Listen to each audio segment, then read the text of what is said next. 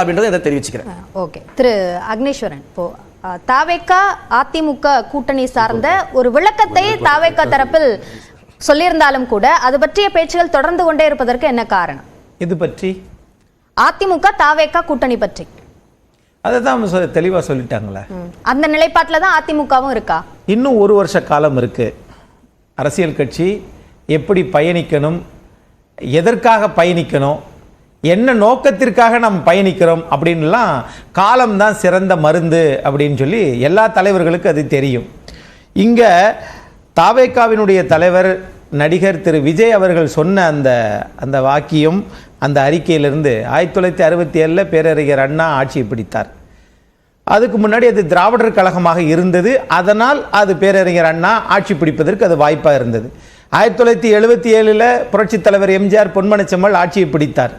அவர் திமுகவில் இருந்தார். அதனால் அது பயனாக இருந்தது. தனியாக தூக்கி வெளியே போட்டாங்க. அது பொதுக்குழு உறுப்பினர்கள் பல பேர் அவரை ஆதரிக்கல. அதனால் தனி கட்சி ஆரம்பித்தார். அதனால் திரைப்பட நடிகராக இருந்தாலும் திமுகவில் அவர் ஆற்றிய பணிக்காக வெற்றி பெற்றார். இப்போ அதே மாதிரி இங்கே பவன் கல்யாண் இங்கே ஒரு கட்சியோட கூட்டணி வச்சு தான் இன்னைக்கு வந்திருக்கிறாரு. இப்போ இவர்கள் என்ன நினைக்க போறாங்க, என்ன நடக்க போகுது அப்படின்றத நாம பொறுத்திருந்து தான் பார்க்க முடியும். அது யாரும் கணிக்க முடியாது. ஆனா இது மூத்த பத்திரிகையாளர் அவர்கள் சொல்லும்போது அவர் சொல்றதுல எனக்கே கொஞ்சம் தலை சுத்திருச்சு. எப்படின்னா அதிமுக ஊழல் கட்சி அப்படின்னு அவர் சொன்னார். அப்ப திமுக ஊழல் இல்லாத கட்சியா? ஒருவேளை திமுக கூட கூட்டணி வச்சா ஏத்துக்குருவாங்களா? ஒரு கட்சியை தனிப்பட்ட முறையில் இப்படி பேசுவது, அவர்கள் சட்ட ரீதியாக நடவடிக்கை எடுத்தால் அவர் எதிர்கொள்வார், அது இருக்கட்டும். இன்னொரு தனியா நின்றா அவர் பலத்தை நிரூபிக்கணும் அப்படின்றாரு. அப்ப தனியா நின்றா இவர் வெற்றி பெறுவாரா? வெற்றி பெற மாட்டார் அப்படிங்கிறாரு.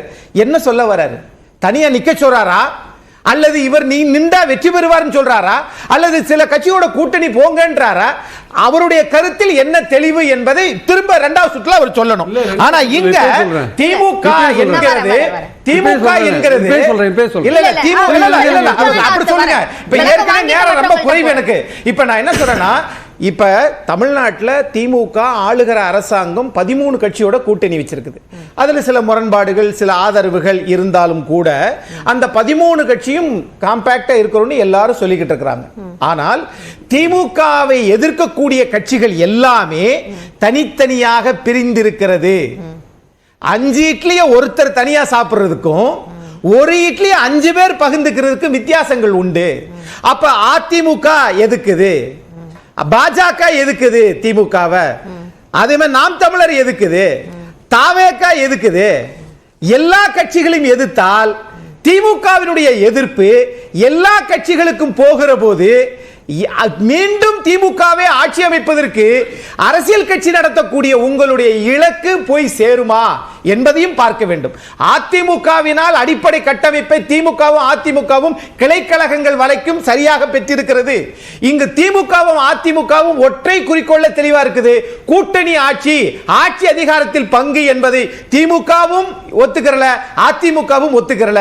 அப்படி ஒத்துக்கிறாம அடிப்படை கட்டமைப்பை பலமான வைத்திருக்கக்கூடிய இரண்டு கட்சிகள் இங்கு இரு கட்சிகளுக்கு தான் இங்க போட்டி.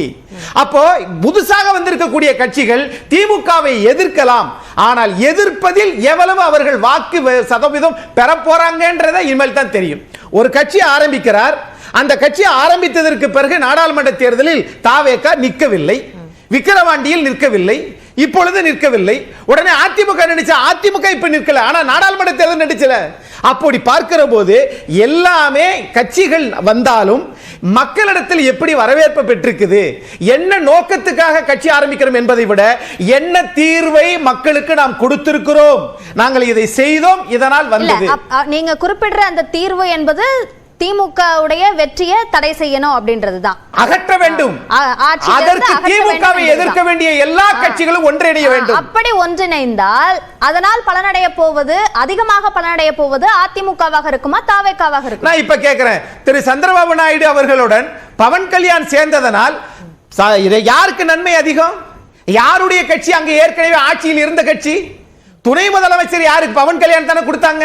ஆக அதே போக்கோடு இங்கு கடைபிடித்தால் அது வெற்றி வாகை உறுதியாக நடக்கும் என்பது என் கருத்து.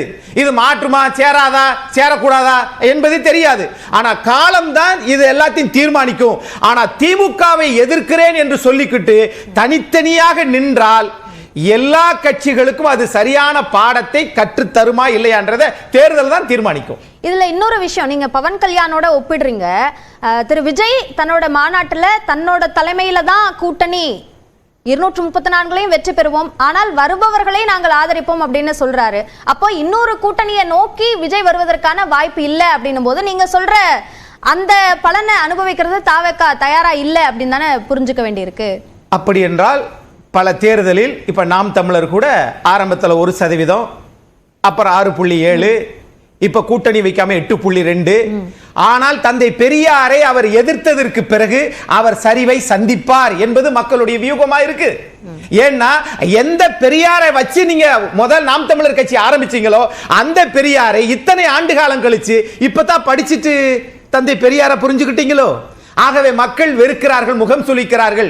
அதே மாதிரி பெண்ணினத்தை உயர்வாக பேச வேண்டாம், ஆனால் இழிவாக பேசுகிறாரே, இது ஏற்புக்குடையதா? ஆக இந்த கட்சி என்னைக்குமே நாம் தமிழர் சிவன் எந்த கட்சியோடும் சேர மாட்டார்.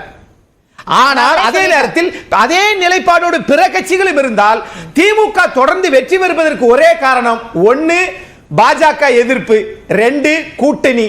இது 2ஐ வைத்துக்கொண்டு இன்னைக்கு தமிழ்நாட்டில் மக்களுக்கான திட்டம், கட்டமைப்பு, விலைவாசி உயர்வு திமுக கவலையே படுவதில்லை. காரணம், மோடி இருக்கும் வரை இங்கு நாம் தான் திமுக ஆட்சி என்று நினைக்கிறார்கள். கூட்டணி இருக்கும் வரை நான் தான் வெற்றி பெறுவோம் என்று நினைக்கிறார்கள். அதை அகற்றுவதற்கு பிற கட்சிகள் ஒன்றிணையாமல் அது சாத்தியமா? அது அதிமுக உள்பட இருந்தாலும் கட்டமைப்பை வச்சிருக்கிறாங்க. ஆனால் வச்சிருந்தாலும் அங்க 13 கட்சி இருக்கிற போது இங்க எல்லாரும் தனித்தேயா பிரிஞ்சா என்ன ஆகும்? ஓகே, அப்ப அந்த 13 கட்சிகளை ஒரே ஆளாக தனித்து அதிமுகவால எதிர்க்க முடியும். ஆனால் நீங்க அம்மையார் ஜெயலலிதா அவர்கள் இருக்கிற போதோ கலைஞர் அவர்கள் இருக்கிற போதோ இத்தனை கட்சிகள் இல்லை. ஆனால் இத்தனை கட்சிகள் உருவாக வேண்டாம், உருவாக கூடாது என்று சொல்ல முடியாது, உருவாகும். ஆனால் யாரை எதிர்க்க போகிறீர்கள்? உங்கள் எதிரி யார்? தமிழ்நாட்டில் திமுக ஆட்சியை அகற்றுவதற்கு நீங்கள் செயல்பாடு என்ன, அல்லது கூட்டணி ஒற்றுமை என்ன? தனித்தனியாக நின்றால் எல்லோருக்கும் அது வீழ்ச்சியை தரும். இல்ல, அதுதான் அது அந்தந்த கட்சிகள் ஒன்றாக சேர வேண்டும் என்ற முடிவை எடுக்காதது தவறா, அல்லது அந்த கட்சிகள் அதிமுகவோட கூட்டணி சேர்ந்தால் வெற்றி பெற முடியும் அப்படின்ற ஒரு நம்பிக்கையை ஏற்படுத்தாத அதிமுகவோட பிரச்சனையாக பார்க்கணுமா? தாவேக்கா அப்படி கிடையாது. அது இல்லாமலே 31 வருஷம் ஆண்ட இயக்கம் தான். அதையும் தாண்டி இவர்கள் எல்லோரும் வாக்குகளை பிரிப்பதற்கு தனித்தனியாக பாரதிய ஜனதா ஆதரவாகவோ அல்லது மறைமுகமாகவோ எல்லா கட்சிகளும் தங்கள் பேச்சில் ஒரு அப்படியே கழுவற மீன்ல நழுவற மீன் மாதிரி எல்லோரும் செயல்பட்டால் இதை திமுக அது தனது கொள்கை என்று தனதாக்கி கொள்கிறது. சரி, அங்கதான் இங்க கேள்வியே. சரி, திரு பிரியன் சுருக்கமாக ஒரு விளக்கம். கற்றறிந்த வழக்கறிஞர் என்னோட கருத்தை தவறா புரிஞ்சுட்டு இருக்காரு. ஆக்சுவலா என்னன்னா